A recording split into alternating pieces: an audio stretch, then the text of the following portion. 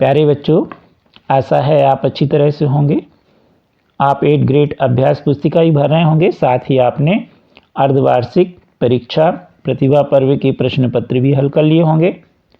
आज हम आपको कक्षा 6वीं विषय गणित अध्याय 11 बीज गणित के बारे में पढ़ाएंगे।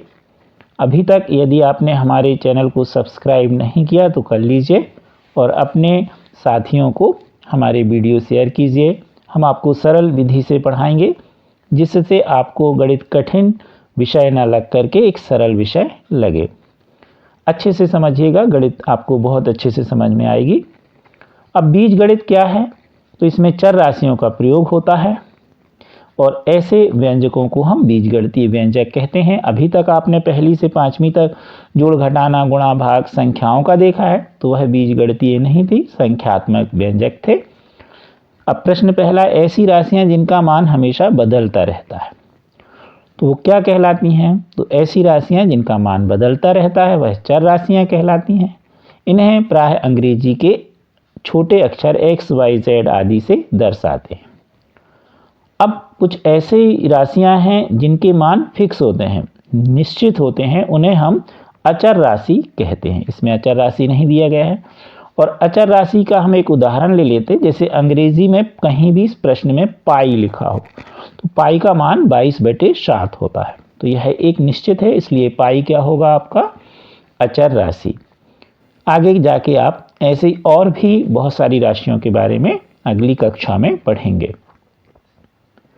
प्रश्न दूसरा, अक्षर L के लिए तीलियों के प्रतिरूप को चर B के रूप में लिखिए। तो यहाँ पर अंग्रेजी का अक्षर तीलियों से आप बनाइए, तो 2 तीली लगी और तीली को हम B मान के लेंगे चर के रूप में, तो कितनी तीली लगी? 2B, तो हम इसे चर B के रूप में लिखेंगे 2B। प्रश्न तीसरा, एक पेटी में 20 सेव हैं। आप पेटियों की संख्या के पदों में सेवों को कुल संख्या किस प्रकार लिखेंगे? तो सेव को अगर हम P मान के चलें तो पेटी में 20 सेव हैं, तो एक पेटी में कितने सेव होंगे? 20P। अगला प्रश्न है, 4 × 3 = 5 एक बीजीय व्यंजक है या संख्यात्मक व्यंजक?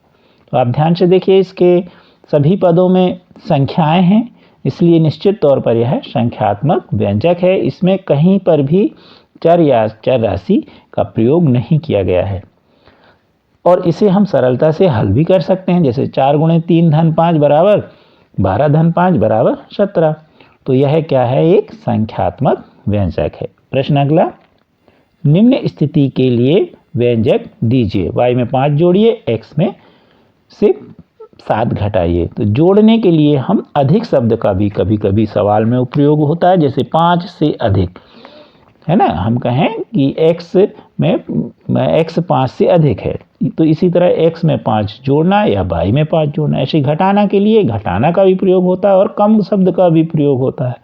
तो अब y में 5 जोड़ें तो जोड़ना मतलब धन, तो हो जाएगा y धन 5।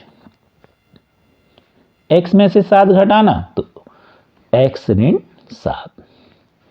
अब अगला प्रश्न है, y को 5 से गुणा करें। गुणा या गुना शब्द भी प्रयोग होगा सवाल में, तो गुणा या गुना लिखा है तो उसका उसमें गुणा होगा। जैसे यहाँ लिखा y को 5 से गुणा कीजिए और जो परिणाम मिला उसको 16 में से घटाइए, तो y को 5 से गुणा करने पर मिलेगा 5y। ध्यान रहे, संख्या और एक चर राशि है, तो संख्या को पहले लिखेंगे और चर राशि को बाद में। जैसे हम 5y लिखेंगे, y 5 नहीं लिखेंगे, तो हमारा y को 5 से गुणा करने पर मिला 5y, तो यह कहलाया परिणाम। अब ये कह रहे 16 में से घटा दीजिए, तो प्रश्न अनुसार हम 16 में से 5y घटाएंगे तो मिलेगा 16 ऋण 5y। प्रश्न 7वां, समीकरण के सम्मुख कोष्टक में दिए गए मानों में से समीकरण का हल चुनिए। 5m = 50। अब इसके दो उत्तर हैं, m = 10 या m = 12। हमें देखना है कि कौन सा सही है। तो सबसे पहले 5m = 50 में हम m की जगह 10 रखेंगे, तो 5 कोष्टक में 10 = 50। अब 5 का 10 में गुणा हुआ तो 50 = 50 बराबर हैं, इसलिए इसका सही उत्तर m बराबर क्या होगा 10 समीकरण का हल। अब हम 12 भी रख के देख लें। 5m बराबर 50 में m बराबर 12 रखेंगे तो 5 कोष्टक में 12 बराबर 50, तो गुणा करने पर आया 60, तो 60 बराबर नहीं है 50 के, इसलिए इसका सही हल समीकरण का क्या होगा m बराबर 10। अगला प्रश्न है निम्नलिखित में से चर और अचर राशियां छांटिए। तो चर मतलब जो मान हमको बदलते रहें या अज्ञात के रूप में रहे, लेकिन ध्यान रहे हमने अज्ञात का एक उदाहरण पाई के रूप में भी बताया। अब 5x धन 3, तो यहाँ 5 और 3 हमें पहले से संख्याएं मालूम है, इसलिए है अचर कहलाएंगी और x चर कहलाएगा। y ऋण 9 में y चर होगा, 9 अचर होगा। 7z धन 3 में z चर होगा, 7 और 3 आपका अचर होगा। तो इस तरह सभी संख्याओं को हम अचर में रखते हैं।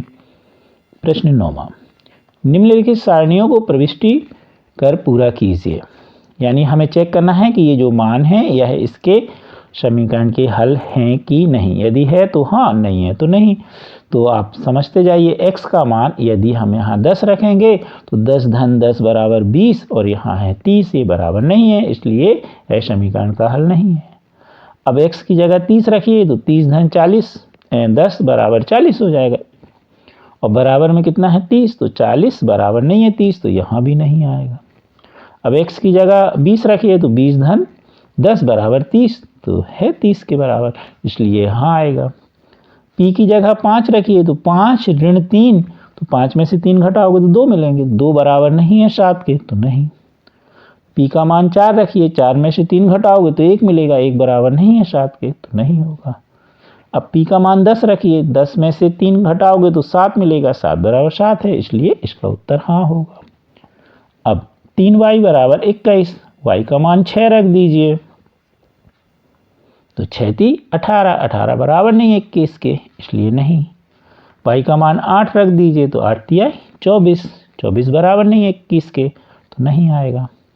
y का मान 7 रखिए तो 7 × 21 बराबर 21, तो हाँ आएगा। z का मान 6 रखिए, 6 × 5 = 30 बराबर नहीं है 20 के, इसलिए नहीं आएगा। z का मान 7 रखिए तो 7 × 5 = 35, 35 बराबर नहीं है 20 के, इसलिए नहीं आएगा। अब z का मान 4 रखिए तो 5 × 4 = 20 बराबर है 20 के, इसलिए यहाँ हाँ आएगा। तो इस तरह समीकरण का कौन सा हल होगा और नहीं होगा ये आप हल करके देख सकते हैं। अगला प्रश्न है 9वां, दिए गए वर्ग का परिमाप ज्ञात कीजिए। वर्ग की भुजा L है। अब हम वर्ग की परिमाप जानते हैं, चारों भुजा को जोड़ दीजिए, L धन L धन L। तो कितनी बार जोड़ा हमने, 4 भुजा जोड़ी, तो कितना आ जाएगा 4L। अगला प्रश्न है हमारा 10वां, नीचे दी गई सारणी को पूरा कीजिए और इस सारणी को देख करके x धन 10 बराबर 14 का हल कीजिए। अब यहाँ पर अगर हम देखें तो यहाँ पर सबसे पहले हम देखें x का मान हम 1 रखेंगे तो 1 धन 10 तो 11, 2 रखेंगे तो 12, x का मान 3 रखेंगे तो 13, ये नीचे हमने हल भी किया है। 2 रखा तो 2 धन 10 बराबर 12, 3 रखा तो 3 धन 10 बराबर 13, 4 रखा तो 14, ऐसे हम कर सकते हैं। 5 रखेंगे 15, 6 रखेंगे 16, 7 रखेंगे 17, 8 रखेंगे 18, 9 रखेंगे 19 इत्यादि हमें मिल सकता है। अब x धन 14 में देखें हम, x धन 10 बराबर 14, तो 14 कहाँ आ रही है, तो x का हल कितना कहलाया 4। अगला प्रश्न है दिए गए आयत की परिमाप ज्ञात कीजिए। अब यहाँ आयत बना है, लंबाई है L और चौड़ाई है B। आयत की परिमाप का सूत्र आपको मालूम है, आयत की परिमाप बराबर 2 कोष्टक में लंबाई धन चौड़ाई। अब 2 लिख देंगे, लंबाई का मान L लिख देंगे और चौड़ाई का मान धन B लिख देंगे। अब हम और चाहें तो 2 का अंदर गुणा कर देंगे, तो बराबर आ जाएगा 2L धन 2B। तो इस तरह आज आपने अध्याय जो पढ़ा उसके बारे में आपको अच्छे से समझ में आ गया होगा, बीजगणितीय व्यंजकों के बारे में। Thank you.